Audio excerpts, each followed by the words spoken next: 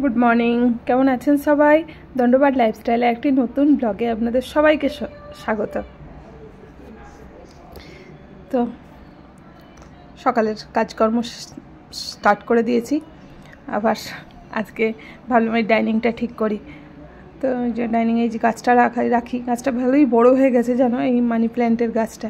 তো একটু পরিষ্কার টরিষ্কার করে দিলাম, আর এই জানালাগুলো একটু পরিষ্কার করে দিয়ে আজকে ডাইনিংটা বিছানাগুলো তুলবো। কারণ বেশি কি বলো তো, ডাইনিংটাই বেশি ব্যবহার করা হয়, কারণ সারাক্ষণ ডাইনিংয়েই বেশি থাকি আমরা, খাওয়া দাওয়া বলো সব এখানেই হয়। তো ওই জন্য এইখানটা একটু তো পরিষ্কার রাখা উচিত, আর নোংরাও হয় এখানটা বেশি। সকালের প্রথম রোদটাই জানো তো এই জানালাটা দিয়ে প্রচুর আসে, মানে কি গরমকাল কি শীতকাল, তো প্রথম রোদটাই পুরো একদম পড়ে এই জানালাটা দিয়ে। আর বিকালের দিকে আবার হাওয়াও কিন্তু এই জানালাটা দিয়ে খুব ভালো ঢোকে। তো মানে এই সকালবেলাটা 8-9-10টা পর্যন্ত পর্দাটা দিয়ে রাখতেই হয়, তারপরে জানালাটা খোলা হয়। তো চলো এখন এই বিছানাটা এবার ঠিক করে দিই। অনেক দিন ধরে মানে এরকম করা আছে, বা কদিন ছাড়াই না, এক সপ্তাহ ছাড়া যদি না এটা সরিয়ে আবার নতুন করে পাতা হয়, তো তলাতে হচ্ছে আরশোলার হয়ে যেতে পারে, ছোটো ছোটো আরশোলার বাচ্চা হয়ে যেতে পারে। সেই কারণের জন্য এক সপ্তাহ ছাড়াই আমি এটাকে একটু তুলে ঝেড়ে টেড়ে দিই। ওটা আগে ছেলের ঘরে একটা সিঙ্গেল খাট ছিল, তখন এটা ছেলের ঘরের জন্য কেনা হয়েছিল। তো তারপরে ছেলের ঘরে বড় আবার চারপাইটা নেওয়ার পর তখন এইগুলো এইখানেই রেখে দিয়েছি। একটু বসতেও অসুবিধা হয় এখানটাতে, এগুলো থাকলে একটু বসা টসাও হয়, খাওয়া দাওয়াও হয়, তো ওই জন্য এখানটা একটু এটা রেখে দিয়েছি। তো ওই জন্য তুলে এগুলো একটুখানি ঝাড়াঝুড়ি করে দিই।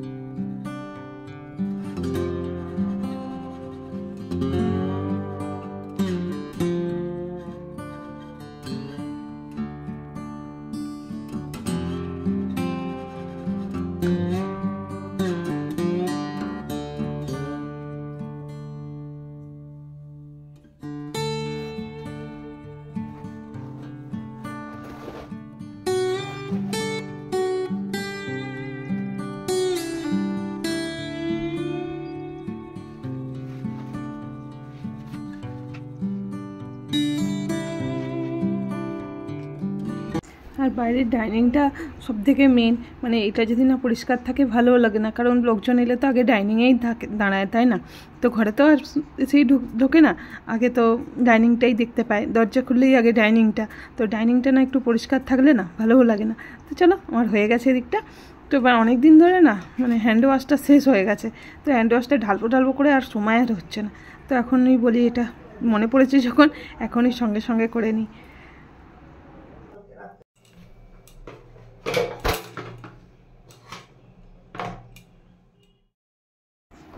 তো হয়েই গেছে আমার ওদিকের কাজকর্ম, শুধু এবার এই ব্যালকনিটা, কিচেনের ব্যালকনিটা বলি না তোমাদেরকে, যে বেশি নোংরা হয়ে যায়, তো এটা একটু পরিষ্কার করে নিয়ে এবার স্থানে ঢুকবো। তো যতক্ষণ না এটা পরিষ্কার হচ্ছে ততক্ষণ মানে অনেক রয়ে যায়।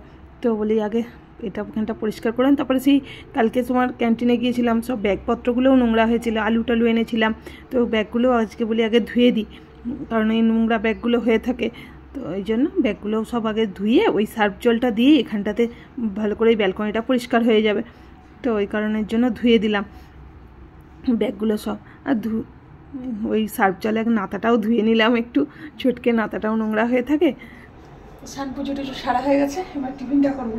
আর আজকে হচ্ছে আমার মঙ্গল সংক্রান্তি, তো ওই জন্য আমি তো ভাত মুড়ি টুড়ি কিছু খাবো না, তো একটু ভাবছি চিড়ে খাবো, তো ওটাই রেডি করবো। চিড়েটাকে ধুয়ে নিয়েছি, দিয়ে দেবো কলা। সেই বাড়ি থেকে গুজিয়াগুলো এনেছিলাম, দিয়ে দেবো, আর দেবো দুধ।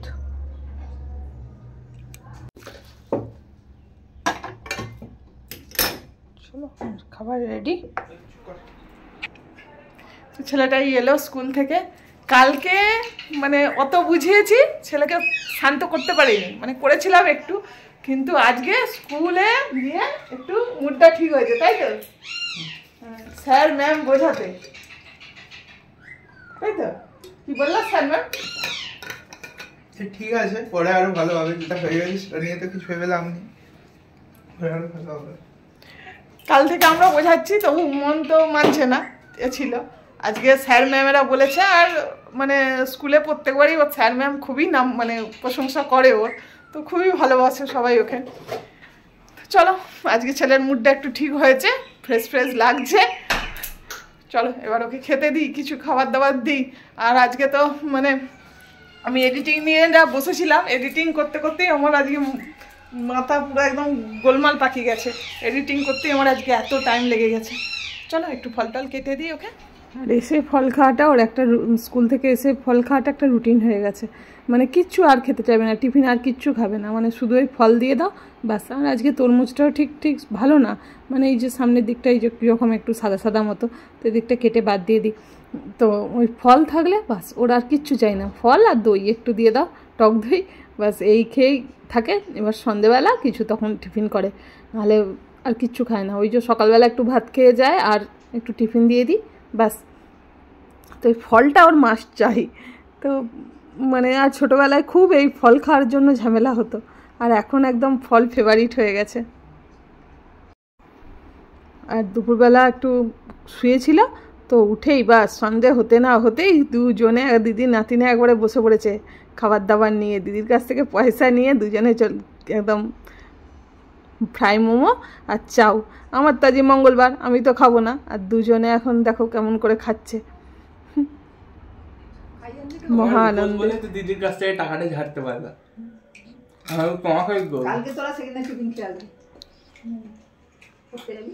কালকে তাহলে তুমি পয়সা দিয়ে দেবে নাকি?